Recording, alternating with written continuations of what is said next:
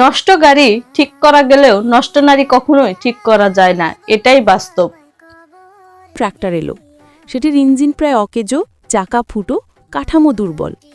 তার সহকারী যুবক রফিক হতাশ হয়ে বলল, জয়নাল ভাই, এই নষ্ট গাড়ি ঠিক করা যায়, কিন্তু এতে যে সময় আর খরচ হবে তার চেয়ে নতুন কেনাই ভালো।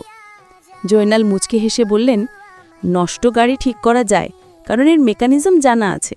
সামান্য যন্ত্রাংশ আর তেল গ্রিস লাগালেই আবার চলতে শুরু করবে। এর পরিবর্তন বাইরের, ভেতরের স্বভাব নয়। 2 সপ্তাহের মধ্যে ট্রাক্টরটি আগের চেয়েও ভালো অবস্থায় ফিরে এলো। গ্রামের কুয়ো, আরেকজন নারী।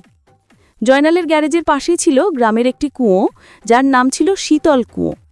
এই কুয়োর জল একসময় শীতল ও সুস্বাদু ছিল, কিন্তু এখন তাতে শ্যাওলা আর আবর্জনা জমে ঘোলা হয়ে গেছে। সবাই বলতো, কুয়োটা নষ্ট হয়ে গেছে, এর জল আর পান করার যোগ্য নয়। এই গ্রামেই থাকত শায়লা। তার একটি ভুল সিদ্ধান্তের কারণে একসময় তার দুর্নাম রটে গেছিল। গ্রামে তাকে নিয়ে ফিসফিস হতো। কেউ বলতো সে উচ্ছৃঙ্খল, কেউ বলতো সে সমাজের নিয়ম মানেনি। সময় যত যেতে লাগলো, শায়লার সব ভালো কাজও লোকে ভুলে গেল।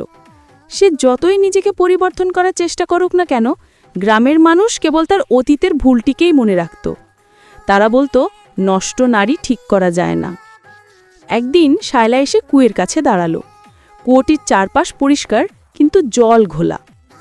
মিস্ত্রি জয়নাল কাজ শেষে হাত ধুতে এসে দেখলেন শায়লা একা কুয়োর পাড়ে বসে আছেন।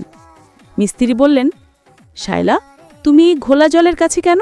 এই কুয়ো নষ্ট, লোকে বলে নষ্ট জিনিস সারানো যায় না।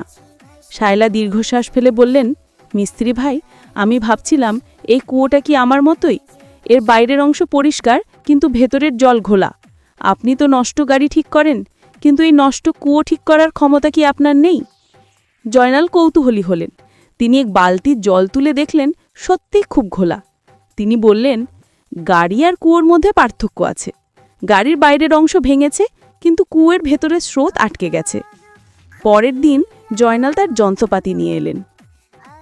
তিনি কুয়োর তলার আবর্জনা, শ্যাওলা এবং জমে থাকা পলি সরিয়ে দিলেন। কাজটি কঠিন ছিল, কিন্তু তিনি ধৈর্য ধরলেন। 3 দিন পর কুয়োর নিচে শুকনো মাটি থেকে নতুন পরিষ্কার জলের একটা ধারা বেরোতে শুরু করল।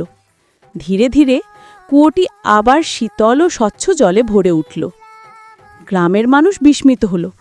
তারা দেখল, যে কুয়োকে নষ্ট বলে ফেলে দেওয়া হয়েছিল, সামান্য পরিষ্কারের মাধ্যমে সেটিকে আবার ব্যবহার উপযোগী করা গেল। এবার উপসংহার। জয়নাল তখন শায়নার দিকে তাকিয়ে বললেন, গাড়ি ভেঙে যায়, সেটা মেরামত করা হয়, কিন্তু মানুষের মন বা অভ্যাস কোনো যন্ত্র নয় যে তেল গ্রিস দিলেই পাল্টে যাবে। আর যে নারী বা পুরুষের চরিত্র বা মন নষ্ট হয়েছে বলে ধরে নেওয়া হয়, আসলে তার ভেতরের ভালো স্রোতটা হয়তো কেবল আবর্জনা আর অপমানে চাপা পড়ে আছে। তিনি আরও বললেন, এই কুয়োর মতোই যদি আমরা বাইরের অপবাদ সরিয়ে ভেতরের ভালো মানুষটিকে একটু সাহায্য আর বিশ্বাস দিয়ে পরিষ্কার করতে পারি, তবে মানুষও পাল্টাতে পারে। নষ্ট নারী ঠিক করা যায় না, এই কথাটি একটি অলস অজুহাত মাত্র। কারণ কুয়ো ঠিক করার চেয়েও কঠিন হলো কোনো মানুষকে দ্বিতীয় সুযোগ দেওয়া। উপসংহার। মানুষ যান্ত্রিক বস্তু নয়, গাড়ি সারে যন্ত্রাংশে, আর মানুষ সারে বিশ্বাস,